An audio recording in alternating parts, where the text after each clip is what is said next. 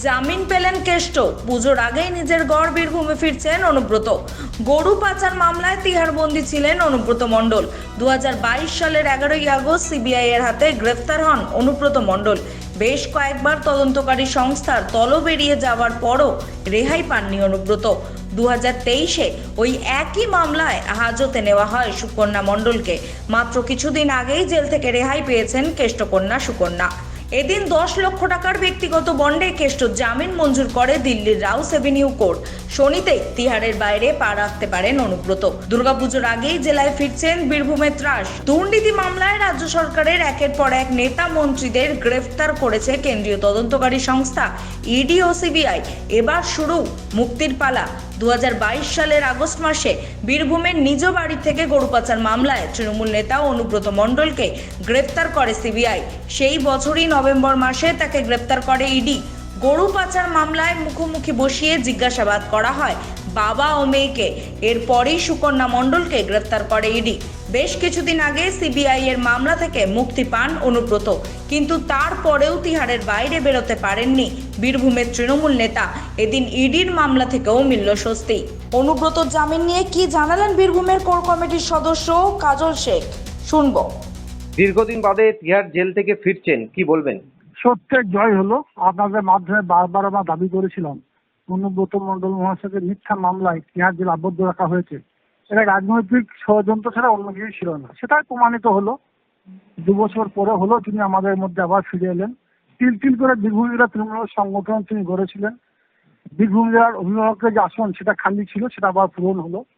বীরভূম জেলা অনুব্রত মণ্ডল মহাশয় যে টিম গড়েছিলেন সেই টিম 21-এ নির্বাচন লড়েছে, 24-এ নির্বাচন লড়েছে, বিরোধী পরাজিত করেছে।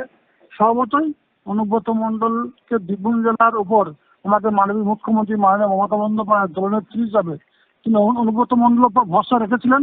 তাই জেলা সভাপতি আসনে তাকে রেখেছিলেন এবং জেলা সভাপতি হিসাবে তিনি আছেন, আগামী দিনে থাকবেন। এই যে অভিভাবকত্বে বীরভূম জেলা চলবে।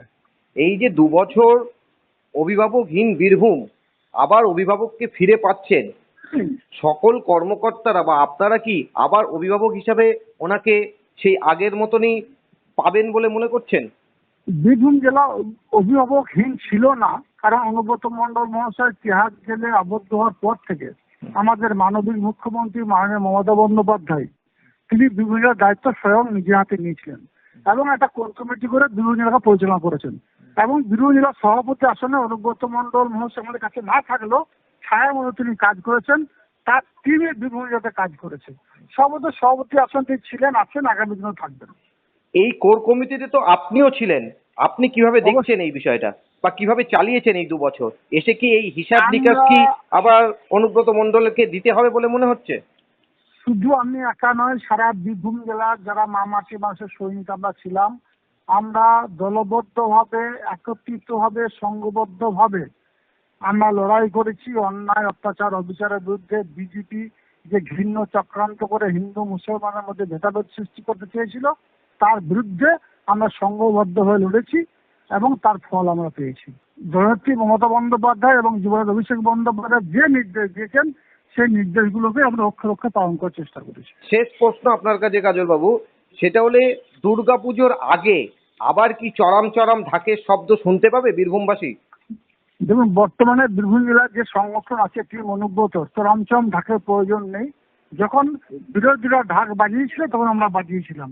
সর্বতই অস্তিত্ব নেই। সর্বতই ঢাকের বাজনা বাজানোর কোনো প্রয়োজন আছে বলে আমার মনে হয় না।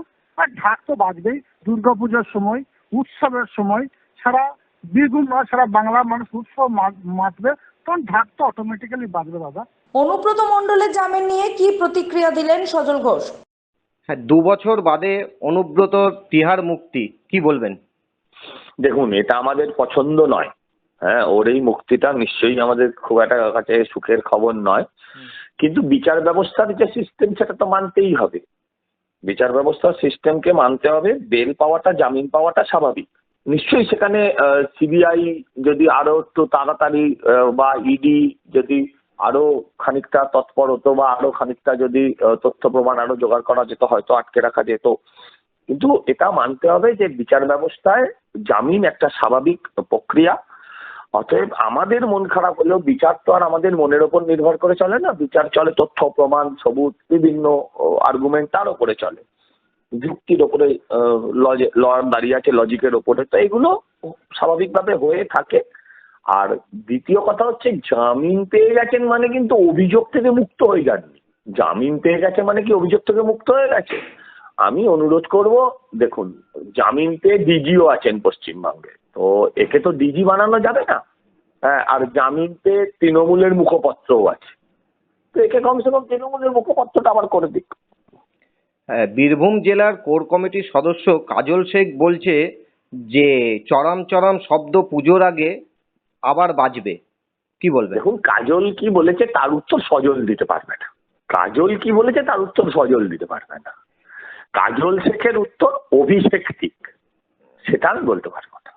বলছে তো বীরভূমে বিরোধী বলে কিছু নেই, বিরোধীরা ঢাক বাজাতো তাই মানে অনুব্রত ঢাক বাজাতো, বিরোধী নেই তাই ঢাক বাজানোর প্রয়োজন নেই, কিন্তু পুজো আসছে ঢাক বাজবে, তো বীরভূমে বিরোধীরা নেই বলছে। এখন এখন এখন যদি অনুব্রত বেরিয়ে কাজল শেখের ঢাকটা বাজায় তাহলে আলাদা কথা, এ বিষয়ে আমি বলতে পারবো না।